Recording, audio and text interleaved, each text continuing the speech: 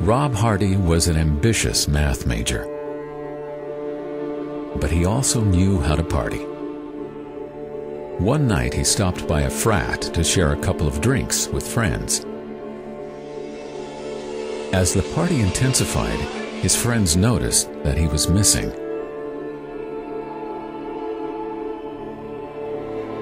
Rob had passed out on the floor upstairs.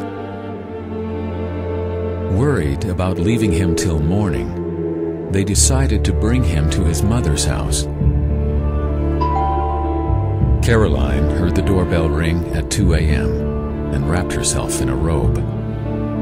This wasn't the first time his friends had brought him home drunk. Rob's stepfather, Al, suggested taking him to the emergency room, but Caroline assured him that Rob would sleep it off and that she'd give him a lecture once he was back to himself. Rob was still sleeping when Al and Caroline left for work early the next morning.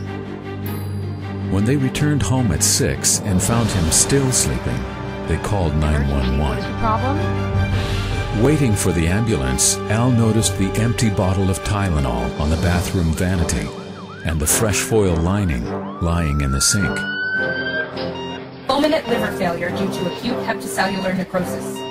Rob's liver was failing because of the mixture of high alcohol levels and a Tylenol overdose. A liver transplant was Rob's only hope, and the donation would have to be made within 24 hours. They were both tested for compatibility. Caroline was incompatible. Al was a match. They had been married less than a year, and Al barely knew Rob. Donating a piece of his liver would entail a major surgery. Measures would be taken to guard against infection, pneumonia, and blood clotting. But there are always the risks: 20% chance of minor complications and 14% chance of major complications.